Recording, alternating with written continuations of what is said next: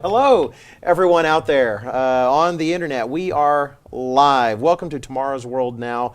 You have big questions, and we're going to do our best to provide you with real answers. Welcome again. We do this every Thursday, and I have such a distinguished panel here sitting to my left.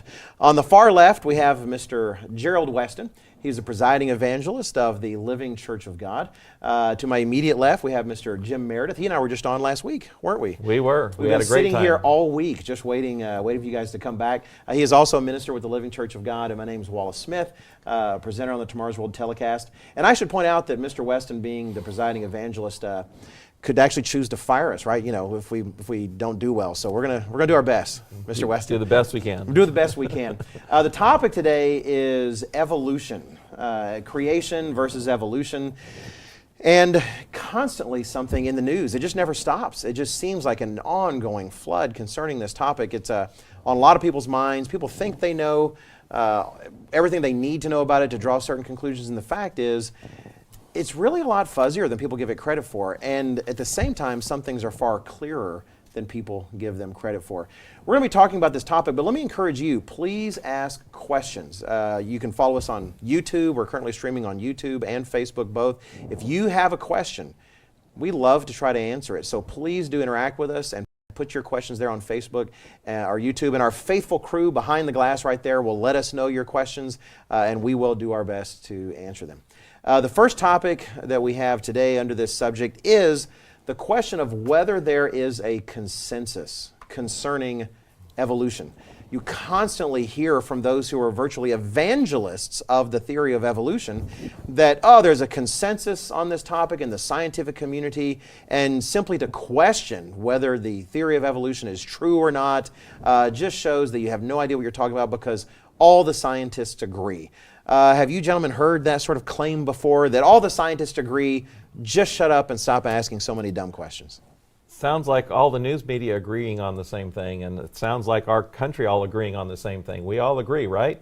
I don't think so. I think we all know that there's a lot of scientists out there that totally agree with evolution, and they agree with that evolutionary theory, but yet there's so many out there who don't. And if we had a couple of hours of time, we could go through a whole lot of quotes and talk about a lot of scientists. But I think the first one I want to point to is actually the father of the whole theory of evolution, Charles Darwin. Because here's the man, if anybody was going to agree, that we would think he would be right on board and right on top of his game. Yet it's obvious from a number of things, he personally called himself an agnostic. Meaning he wasn't sure whether or not there even was a God. There might be. Now, if he's a hardcore evolutionist, don't you think Darwin would have been the one to say, hey, I'm totally behind this?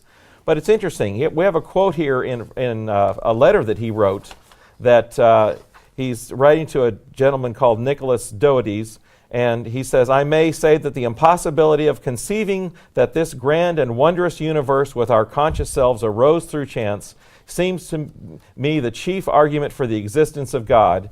And then I'll just wrap up the very last sentence of it, because that's really what is the most important here, where he says, the safest conclusion seems to be that the whole subject is beyond the scope of man's intellect, but man can do his duty. So even Darwin admitted, you know what? It's a theory. I don't know if it's right or if it's wrong. The safest conclusion is to say it's probably beyond our ability. Now, he said this almost 250 years ago, and one would think that, hey, in the last 250 years ago, with technology and with all of the findings of fossils and everything else today, we would have easily been able to prove that theory. But have we? Right. That's 150 years ago, but the point is still the same. Yeah, point's still the same.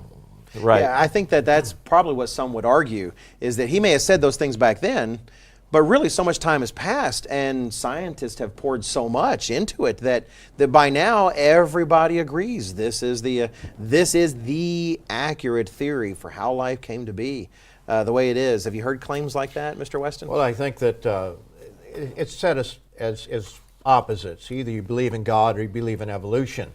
And in many respects that is true, although there are theistic evolutionists. It is interesting that there's a Huffington Post article that points out that 51% of scientists still believe in God. But I think the bigger question is, what are the facts? What are the facts that are out there available to us today? And scientists and various other people would like us to believe that it's a slam dunk, that it's all said and done. But there are people who are coming to a different conclusion. For example, Antony Flew was for 50 years one of the staunchest atheists, one of the most famous of all atheists. And yet in 2004 he came to the conclusion that God does exist. Now, he didn't think of God like we do. He said the Christian God or the Muslim God, Islam God, would be more like a cosmic Saddam Hussein. But he recognized that the facts, he stated that the most impressive arguments for God's existence are those that are supported by recent scientific discoveries. And the more we learn of science and microbiology and the fossil record, the more we look at it, the more you have to conclude that it didn't evolve, that there is a God, there is an intelligence behind life. Right. I think that's part of the challenge is when we talk about evolution. The word evolution is so broad. We were commenting earlier, the biologist Francisco Ayala has talked about the word evolution means different things to different people when they use it in different ways. For some, it's just simply the slight change of animals over time. For others, it's this grand scheme where life comes from a single cell and turns in, from goo to you. And then for others, it's the specific mechanisms, whether it's natural selection or other things. And so part of what you're talking about, there's a consensus, but a consensus about what? What even is evolution? What are you talking about when you talk about evolution? And that actually allows us to transition just a bit. There was a comment that I actually subscribe to Evolution, this particular newsletter, Evolution News. I find it actually a pretty worthwhile newsletter. It's from some intelligent design theorists, and intelligent design is often treated as just creationism in disguise. But a lot of intelligent design theorists do actually believe in evolution. They believe that animals have changed over time, and the rest, they just believe there's some sort of intelligent involvement. And it quotes from someone who himself is an evolutionary theorist, Gerd B. Mueller. Gerd B. Mueller. He's an Austrian evolutionary theorist. And he himself has commented, he actually gave a discussion at the Royal Society, which is one of the most legendary institutions of science, where he points out that while the theory of evolution is taken as a given in so many different levels, he said, really, there's so many questions it doesn't answer, and they're all the questions that people say that it answers, like you're talking about.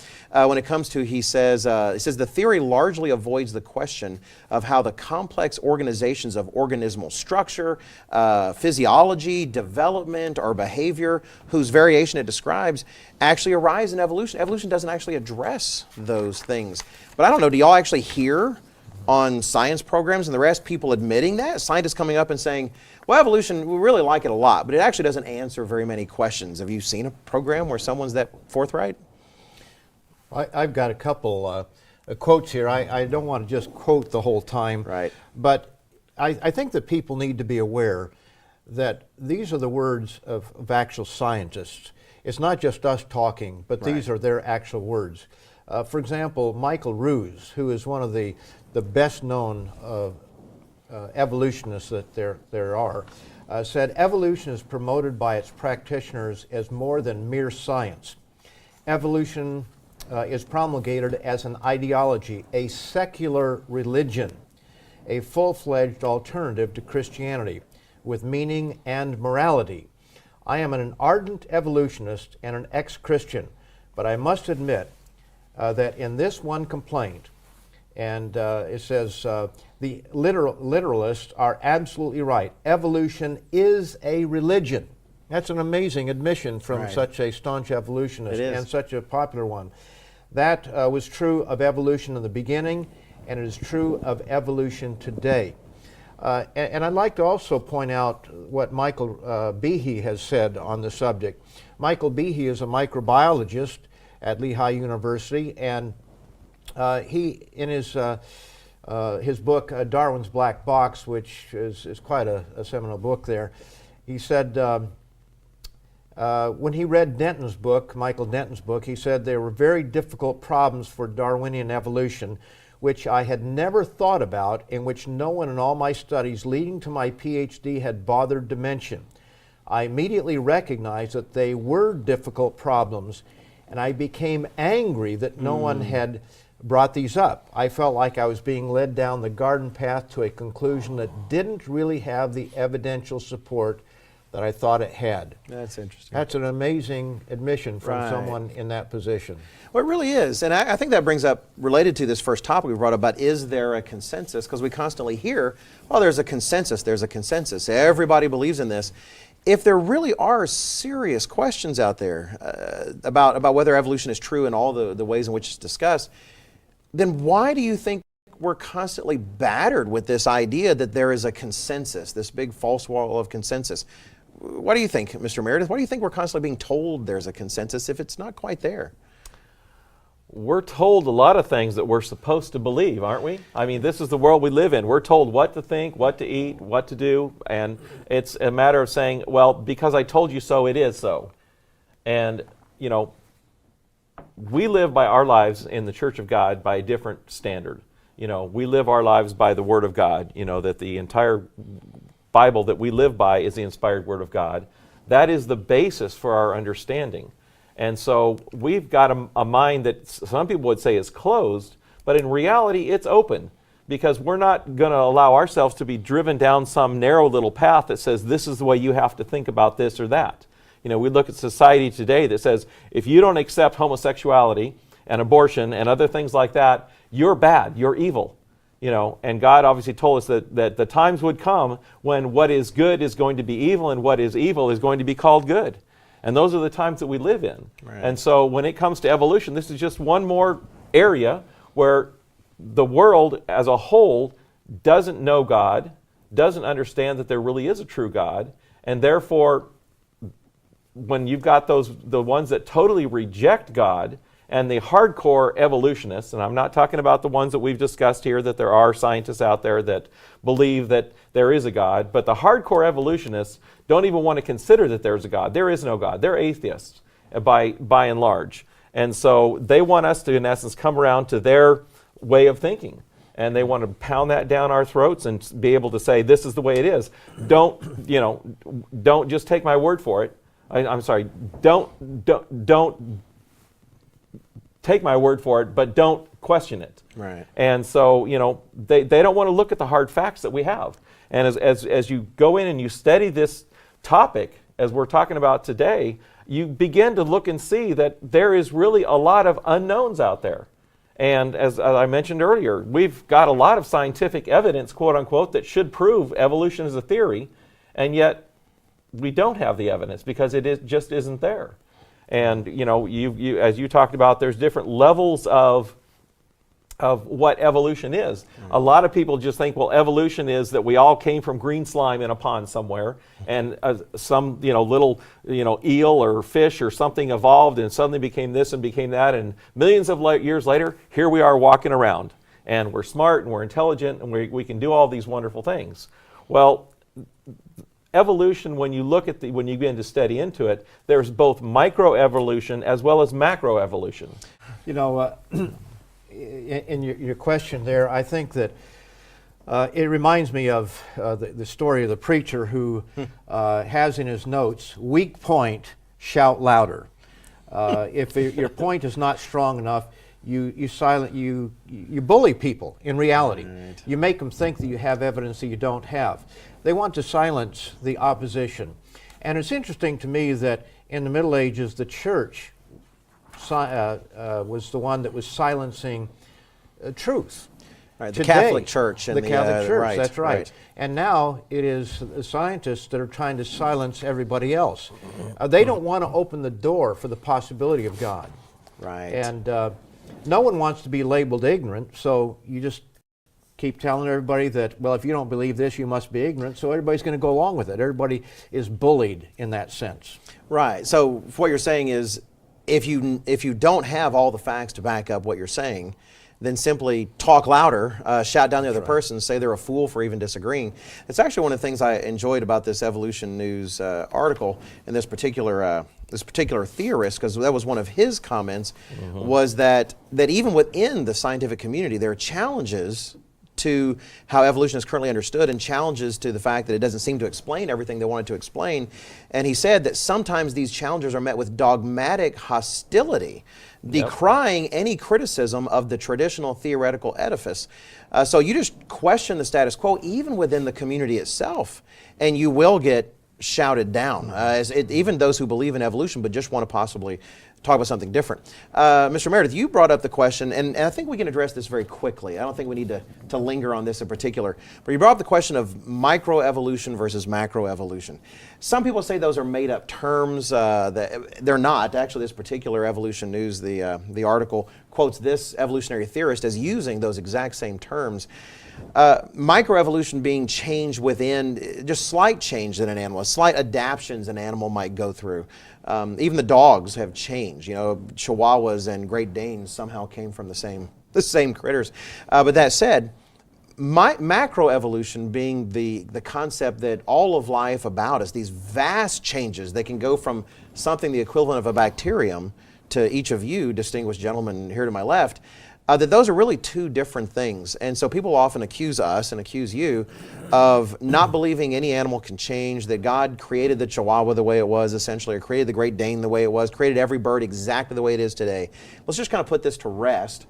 Do you, I know you've already kind of commented, do you gentlemen believe that there's no change at all inside the animal kingdom? No, we have a great change that does take place, and I think that that's one of the beautiful things about life. We've watched microevolution during our day. There are new breeds of dogs that they have been able to breed, but they all happen to be dogs at the end of the day. Also, you have a Chihuahua and you have a Great Dane within the same animal kind. They're both dogs, but they don't normally breed. There are obvious reasons for that to be the case, that they can't breed. So you do have those species within a species that kind of get off to a side here, but you don't see them becoming something else. You know, one of the big problems with Darwinian evolution is the fossil record. It's amazing to me how fossils always seem to be presented as being favorable toward evolution, that you have these fossils and they show this. But in reality, that is one of the biggest problems for evolution. They simply do not have the transitional forms. Where do you have the giraffe, and what was its predecessor? And you would think that if it was going to evolve that way, that there would be many different transitions. As Darwin said, there were many small transitions, but we don't find those small transitions. It isn't the missing link, it is the thousands and millions of missing links that are just simply not there. Right. You'll find celebrated cases like supposedly the evolution of the whale. They will show you all these different skeletons of a whale, horses, and people, supposedly people. And sometimes birds, sometimes. But there's a reason you always hear about those cases, because there just aren't a lot of cases. There's not much they can actually point to. One of the great lessons of the fossil record, if there was any kind of change over time, it's great periods of stasis where things remain the same and aren't actually changing. But the idea, I think, like you were saying, Mr. Meredith, that animals don't have the capacity to change or adapt within a certain range, I don't think anybody is really saying. You know, that. I think this article that you referred to from Evolution News and Science Today, I think it has a good quote here just talking about that, where he says here in the article, many people who embrace Darwinian evolution confidently state that evolution is a proven fact. Okay, this is they say it's for real. But he goes on to say, they say this is the basis of thousands of papers discussing microevolution. Herein lies the second mistake, the assumption that because variation/microevolution is such an overwhelmingly proven fact, that therefore macroevolution must be as well. So they're saying, well, because things can happen on a very small, minute basis, then therefore they can also do it on a grand basis. Right. And that just isn't, that isn't the truth. That's not the reality. Right. You know, it's interesting. My first year at Ventura College, or actually the only year I was there, I had a biology class. And my professor spent the first couple weeks trying to prove that a theory is a fact. That, in other words, we call it a theory, but it really isn't a theory, it's a proven fact. And at one point in the class, I was actually able to get him to admit that he didn't have an answer, and that was how the first cell came into being. He was trying to show the experiments by Miller, and I forget the other fellow's name, of amino acids, creating amino acids in a test tube and in a very contrived situation within the laboratory. And so they produced a couple of amino acids. But from a couple amino acids to a full-blown cell is such a gigantic leap. Right. Scientists now know enough about cells that they recognize that every single cell that exists that they know of is more complicated than a city or a factory, much more complicated than any machine that man has ever made. Now we can take all the ingredients of that cell and we could chop it all up and put it in a test tube and we can shake it for as long as we want to, but it will never become a living being or a living creature, a living cell. We simply can take all the ingredients and cannot do it. With all of our intelligence, and yet we believe that somehow in a hostile environment, prebiotic soup there, it somehow just came together. And Right. what I always like to think is, you know, you could have all the ingredients, you could put everything together, but if you don't have the Glad bag to hold the whole thing together, it doesn't exist. Right. No, that really is part of the challenge. I know people will have challenged me before, saying that, well, don't you believe in evolution? You know, we've seen speciation, that is the arisal of new species. Say there's some bird population that's cut off by some circumstance, and one part of the population becomes slightly different enough that you might consider them two different species. And so, therefore, you need to accept evolution. It's clearly been proven. But that really is ridiculous. You're saying because you've seen some slight variation in bird species, that I have to believe it's possible in any amount of time to go from chemicals that aren't even necessarily organized, just some sort of soup that somehow produces meat. That's a leap. Even some atheists, I was going to say one of my favorite atheists, but one of my favorite atheists is Thomas Nagel, and he's upfront about that. He says that to believe in evolution the way it's described is essentially a great leap of blind faith. He actually credits a lot of the intelligent design theorists for poking holes in a theory that clearly doesn't do the job. They expect you to take what you're saying, like the Urey Miller experiments. Yeah. And they found that they could generate, in what they thought was an early Earth atmosphere, they discovered it's not since then. And so they got a few kind of dark strands and think, well, therefore we know how life's shown up. And yet decades later, they still admit that's one of the biggest questions in science. They can't answer where the first sort of reproductive apparatus has come from. It's still a vast open question. I think this goes to some of our earlier discussion. It was Harold C. Urey that was involved with Miller. And the week before, I had quoted Harold C. Urey as saying that the more we look into the universe, the more we believe that it's impossible for evolution to have occurred any place in the universe. Yet, as an article of faith, we believe that organic evolution occurred on this planet. And so I quoted that to my professor, and to show you how intimidation can work, he said, "Who's he?" Now, he was Nobel Prize winning, I think, physicist. And the very next week, he is quoting this experiment by Urey and Miller, where they did these things with amino acids. So he knew who he was. He just simply had no way of countering it, so he made fun of it. Right. That really is a great deal of the tactic, is you can't answer with facts, and so you answer with a louder answer and just expect people to move on. The third topic we're going to address today, you'll see, is the scientific method. The scientific method.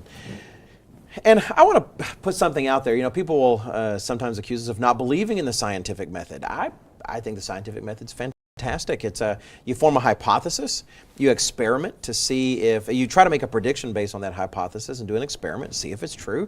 And if it's true, it leans you towards thinking maybe my hypothesis is correct. I'll do some more experiments.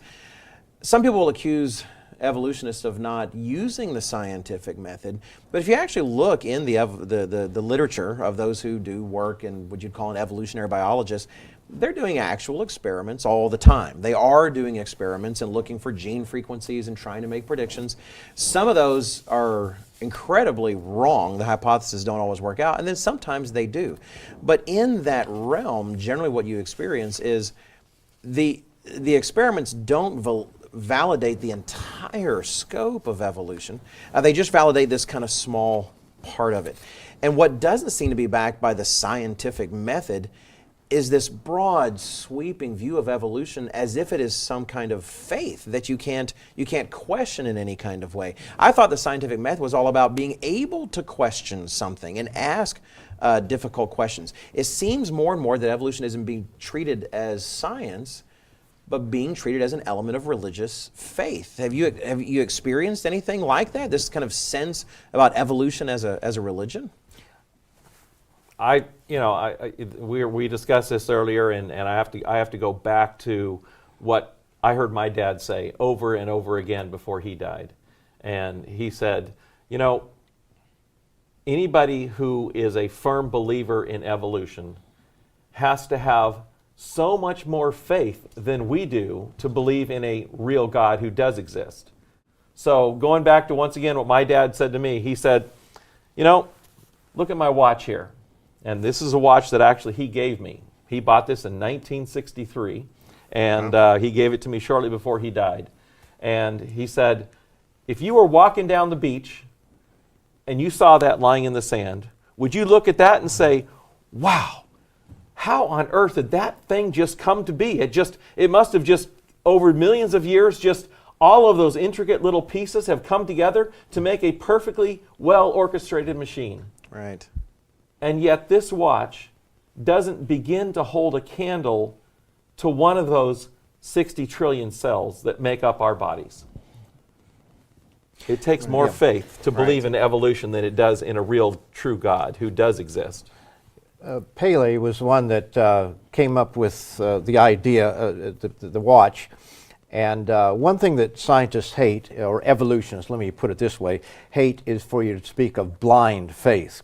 But I like to go back to Richard Dawkins, the blind watchmaker, because he was attacking that whole idea. But there's so much more information today, as you pointed out, there's so much more complexity to life. It is interesting to me that when you look at, you can go on the internet and you can look up DNA replication. And these hardened evolutionists speak of micro or molecular machines, very tiny molecular, and they use the word machines because they work like machines. Right. And when you see how they portray the replication of DNA and everything, it is so complex and so mechanical. Right. That it's hard to believe that this could just happen by itself. The speed with which things happen. Our body puts out, and this comes from one of these scientists out there, 100 trillion hemoglobin molecules per second. Per second. It is lightning speed with which our body is working. And it's like pulling a ticker tape through a machine. And it begins to produce whatever it needs to, and all the amino acids come in, and it puts together exactly as it's done. It's amazing what's out there. Yeah, from what you're saying, I think it was William Paley, right? His analogy of the watch on the beach that Dr. Meredith used as well. And to me, Paley's argument is dismissed way too quickly. It's still a good argument. There's a richness and a detail there that certainly has to be discussed. But from what you're saying, finding a watch would actually be far less complicated than actually finding a living cell, just because we can't see in it because it's so small. When you dive into that cell, we actually have, I think, an article in Tomorrow's World Magazine about the life of the cell, inside the cell. It's far more complicated than any watch you are ever going to find, any watch that we've ever made. Yeah, I'd like to bring out a quote here from, this is Bill Bryson, Short History of Nearly Everything. And he clearly, when you read the whole book, you realize that he buys into evolution. But in talking about proteins and how they come into being, he points out that nobody knows exactly how many proteins the human body has, but it could be upward of 1 million different kinds of proteins. And he says, by all the laws of probability, proteins shouldn't exist. And then he talks about collagen. And Alexander Tsiaris talks about collagen, how it is like a rope-like structure. It's part of our body. It's one of the most common proteins in the human body. body. It's made up of 1,055 amino acids. That's like taking the letters of the alphabet, 20 of them being a number of proteins, and stacking them all together in just the right sequence. And if it's not in the right sequence, it doesn't do anything. So you just take 1,055 letters and put them together, or just start scrambling together till you come up with something meaningful. And as Bryson says, the chances of a 1,055 sequence molecule like collagen spontaneously assembling are frankly nil. It just isn't going to happen. And he points out the odds of even a 200 chain of amino acids coming together, and he says that the chance of a 200 amino acid protein self-assembling is 1 chance in 10 to the power of 260. That's a 1 with 260 zeros behind it. And as he says here, that is itself a larger number than all the atoms in the universe. Now, you were in Toronto, came up there one time, and Mr. Smith was an actuary. He knows all about numbers. And so I said, this can't be. There are a lot of atoms out there. So 260 zeros, that can't be. And so we said, well, how many are there? And he said, well, let's go on the internet, and pulled up a number of sources, and it was 1 to the power of, or 10 to the power of, I think, 82 or 83. Yeah, the estimates vary, but that's right the neighborhood, right? Right. And so for collagen, I think we've worked it out that it was 1 chance in 1,300 and some odd. Right. So getting back to Alexander Tsiaris, I don't want to hog the conversation here, but he points out that in our body, that collagen is a rope-like, or is a grid-like. It's a rope-like structure. Okay. Like fibers and such, or like it's fibers, and it's a rope-like structure, except for one place in the human body. And collagen in the eye is more of a grid. If it were like everything else in the body, collagen, every place else in the body, we would not be able to see as we see today. Now, how did that just happen? Did we just decide that, well, my eyesight isn't very good, I think that we need to change the collagen? It just happened. It's just like that pond scum became us sitting here today. And we want something, so it just happens. And we're just talking about the fascinating, wondrous human body, and yet when we look at the Earth, according to BBC News, there are some 8.7 million different species of life on the Earth, plant and animal. Mostly animal, 7.77 million animals, 0.61 million fungi, and 0.3 million, 300,000 plants. And each one of those is as complex as the other in many ways. So I guess it just all happened. And the interdependency, where one depends on the other. How did they evolve at the same time? Right. Even reproduction. If you had the first male, unless you had the first female at the same time, it ceased. It didn't happen. It seems as though the more they discover, one of the questions we received was, has the theory of evolution made any predictions that are then shown to be correct, or are scientific findings said to agree with evolution in hindsight? I think we actually addressed that a little bit, is that there are some small predictions here and there of how things might change, microevolution, but in terms of the broad theory, that tends to be more a theoretical framework in which they use to interpret the things they find and to extend them. But actually the kind of things you're talking about, how interdependent everything is, I constantly see, you have a great program on of moths and men that talk about this, the moth and the yucca plant, is that, or the yucca moth and the plant? Yeah. And there's a lot of theories as to how that could come to be so interdependent without a God involved or anything else, but there's just no good, strong basis for proving any of that. It really is just sort of a just so story.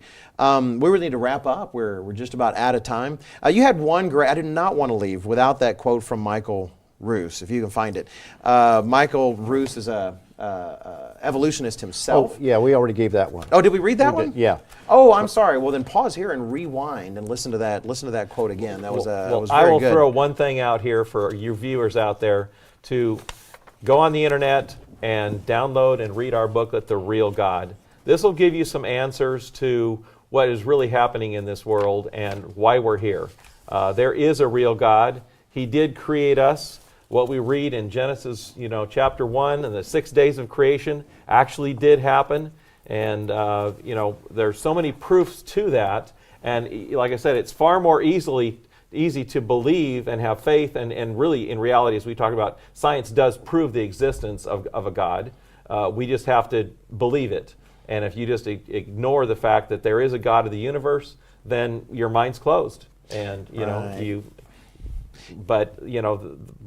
proving that there's a real God is really the first step in Christianity, is what it's all about. Yeah, it really is. The Apostle Paul said in Hebrews chapter 11 that those who come to God must believe that He is. And one of the things I like about that booklet, we've been talking about a lot of biology here in terms of evolution and the rest, but really in so many different realms of science, if you take the time to actually learn with an open mind, you find that on vast levels, so much of the sciences do speak to the existence of a real God. Any final comments before we head out? Sure. I'd like to make two quotes here, Okay. if you don't mind here. The one by Michael Ruse, this evolutionist, said, "Evolution is promoted by its practitioners as more than mere science. Evolution is promulgated as an ideology, a secular religion, a full-fledged alternative to Christianity." He says, "Evolution is a religion. This was true of evolution at the beginning, and it's true of evolution today."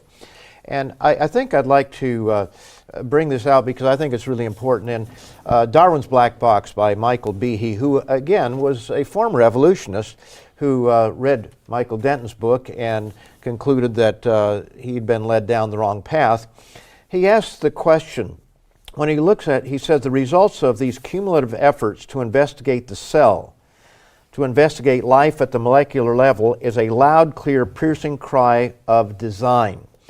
And then he asks the question, why is it that science hasn't really promoted this in such a way that it's, as he says, this triumph of science should evoke cries of eureka from 10,000 throats, should occasion much hand slapping and high-fiving, and perhaps even an excuse to take a day off.